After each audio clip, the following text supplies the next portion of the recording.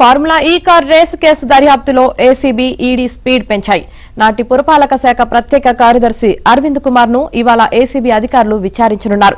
కేటీఆర్ ను విచారించడానికి ముందే అరవింద్ కుమార్ ను ప్రశ్నించడం వల్ల కేసు దర్యాప్తుకు సంబంధించిన కీలక అంశాలు బయటపడతాయని ఏసీబీ అధికారులు భావిస్తున్నారు.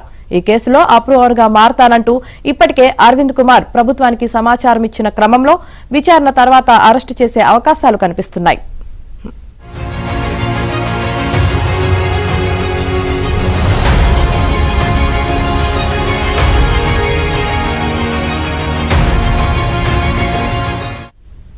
మరోవైపు తన ఏసీబీ విచారణ న్యాయవాదుల సమక్షంలో జరిగేలా చూడాలని కేటీఆర్ ఇవాళ హైకోర్టులో ఆశ్రయించనున్నారు.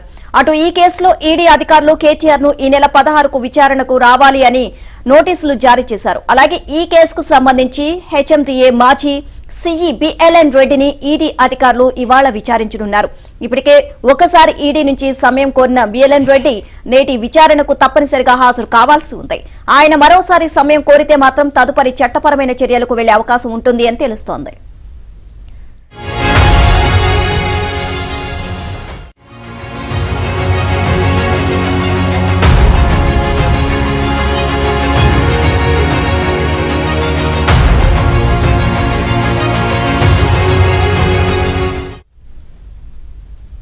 ఈ కేసులో కేటీఆర్ విచారణకు సంబంధించి అన్ని రకాల డాక్యుమెంట్లను సేకరిస్తున్నారు ఏసీబీ అధికారులు. కేటీఆర్ క్వాష్ పిటిషన్ ను కొట్టివేయడంతో పాటు కేసులో దర్యాప్తు కొనసాగించవచ్చని హైకోర్టు స్పష్టం చేయడంతో ఆయన అరెస్టుకు మార్గం సుగమమైనట్లేనని భావిస్తున్నారు. రేపు కేటీఆర్ ఏసీబీ విచారణకు హాజరు కావాల్సి ఉండటంతో బీఆర్ఎస్ నేతలు తమ లీగల్ టీంతో చర్చలు జరిపారు. తదుపరి కార్యాచరణపై చర్చించారు.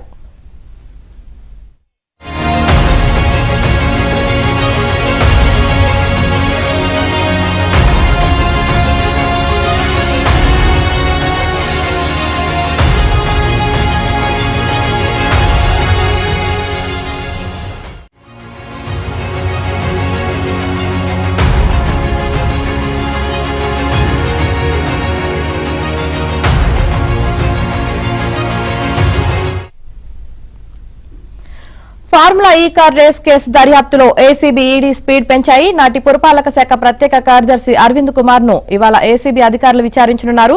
కేటీఆర్ ను విచారించడానికి ముందే అరవింద్ కుమార్ ను ప్రశ్నించడం వల్ల కేసు దర్యాప్తుకు సంబంధించిన కీలక అంశాలన్నీ కూడా బయటకు వస్తాయని ఏసీబీ అధికారులు భావిస్తున్నారు. అలాగే ఈడీ అధికారులు కూడా దీంట్లో స్పీడ్ పెంచారు. ఈ విచారణకు సంబంధించి దీనికి సంబంధించి పూర్తి సమాచారం ఈడీ ఆఫీస్ నుంచి మా క్రైమ్ కరెస్పాండెంట్ శశి అందిస్తారు. శశి, రాజకీయంగా అత్యంత ప్రాధాన్యత సంతరించుకున్న ఈ ఫార్ములా కేసులో ఇటు ఏసీబీ అధికారులు దూకుడుగా వ్యవహరిస్తుంటే మరోవైపు ఈడీ అధికారులు కూడాను అంతే దూకుడుగా వ్యవహరిస్తూ ఉన్నారు. తాజాగా ఈ కేసులో మా చీఫ్ ఇంజనీర్గా గతంలో చీఫ్ ఇంజనీర్గా పనిచేసినటువంటి బిఎల్ఎన్ రెడ్డిని కూడా ప్రస్తుతం ఇప్పుడు విచారణకు పిలిచారు. ప్రస్తుతం ఇదే ఆయన ఈడీ విచారణకు హాజరు కాబోతూ ఉన్నారు. ఉదయం 10 నుంచి 11 గంటల మధ్య ప్రాంతంలో బిఎల్ఎన్ రెడ్డి ఈడీ విచారణకు హాజరు కాబోతూ ఉన్నారు. అయితే 3వ తేదీన ఆయన విచారణకు రావాలంటూ కూడా నోటీస్ జారీ చేసినప్పుడు చివరి నిమిషంలో ఆయన తాను విచారణకు రాలేను, అనివార్య కారణాల వల్ల తాను విచారణకు రాలేకపోతున్నానంటూ కూడా ఈడీ అధికారులకు మెయిల్ ద్వారా సమాచారం అందించారు. అయితే తాజాగా సమయం కోరడంతో ఈ రోజు ఆయన విచారణకు రావాలంటూ కూడా స్పష్టం చేశారు. అయితే బిఎల్ఎన్ రెడ్డి మాత్రం తనకు 3 వారాల సమయం కావాలి అంటూ కూడా ఈడీ అధికారులకు సమాచారం అందించినప్పుడు తాము అంత సమయం ఇవ్వలేమంటూ కూడా చెప్పారు. సో ఇదే రోజు విచారణకు హాజరు కావాలంటూ చెప్పినటువంటి సందర్భంలోనే సో ఉదయం 10:30 నుంచి 11 గంటల మధ్య ప్రాంతంలో ఆయన ఈడీ విచారణకు వచ్చేటటువంటి అవకాశం అయితే చాలా స్పష్టంగా కనిపిస్తుంది. హెచ్ఎండిఏలో చీఫ్ ఇంజనీర్గా ఆయన సుమారు 10 ఏళ్ల పాటు కూడా పనిచేశారు. ఆయన హయాంలోనే ఈ ఫార్ములా ఈ రేసుకు సంబంధించినటువంటి వ్యవహారం అంతా కూడా కొనసాగింది. మరోవైపు ఈ నిధుల మళ్లింపు కూడాను ఆయన హయాంలోనే ఇదంతా కొనసాగింది. ఈ ప్రస్తుతం ఏసీబీ అధికారులు ఒక కేసు నమోదు చేస్తే అలాగే ఈడీ అధికారులు కూడాను మరొక కేసు నమోదు చేశారు. ఇక ఏసీబీ అధికారులు నమోదు చేసినటువంటి కేసులో కేబినెట్ అనుమతి లేకుండా, ప్రభుత్వం అనుమతి లేకుండా నిధులు మళ్లింపుకు సంబంధించినటువంటి అంశం, ఆ తర్వాత ఆర్బీఐ అనుమతి లేకుండా నిధులు మళ్లింపునకు సంబంధించినటువంటి అంశం మీద ఏసీబీ అధికారులు కేసు నమోదు చేస్తే విదేశాలకు నిధులు మళ్లింపు అంశం మీద ఈడీ కేసు నమోదు చేసింది. ఖచ్చితంగా విదేశాలకు నిధులు మళ్లింపు చేయాలంటే మాత్రం ఖచ్చితంగా ఆర్బీఐ అనుమతి తీసుకోవాల్సినటువంటి అవసరం అయితే ఉంటుంది. కానీ ఎక్కడ ఎలాంటి అనుమతి తీసుకోకుండా నిధులు విదేశాలకు మళ్లించడం పైన నిబంధనలకు విరుద్ధంగా ఇదంతా జరిగిందంటూ కూడా ఈడీ భావించి అందుకు అనుగుణంగానే కేసు నమోదు చేసి ప్రస్తుతం దర్యాప్తు కొనసాగిస్తూ ఉంది. ఇందులో భాగంగానే కేటీఆర్కు నోటీస్ జారీ చేసింది. ఆ తర్వాత ఈ కేసులో A2గా ఉండేటటువంటి ఐఏఎస్ అరవింద్ కుమార్ కూడా నోటీస్ జారీ చేసింది. అలాగే A3గా ఉన్న బిఎల్ఎన్ రెడ్డికి కూడాను ప్రస్తుతం నోటీస్ జారీ చేసింది.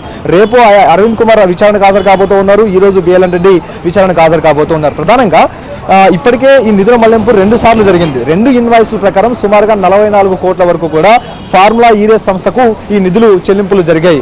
మొదటి ఇన్వాయిస్ ప్రకారం సుమారుగా 22 కోట్ల 60 లక్షల దాకా నిధులు మళ్లింపు జరిగితే రెండవ ఇన్వాయిస్ ప్రకారం సుమారుగా 24 కోట్ల రూపాయలు మళ్లింపులు జరిగాయి. సో మొత్తం ఇదంతా కూడా 44 కోట్లకు పైగా ఈ చెల్లింపులు జరిగాయంటూ కూడా ఈడీ భావిస్తున్నటువంటి సందర్భంలో నిబంధనల విరుద్ధంగా ఈ నిధులు మళ్లింపు చేయాల్సినటువంటి అవసరం ఏర్పడిందన్న అంశాల గురించి ప్రధానంగా ఈడీ ఫోకస్ చేయబోతోంది.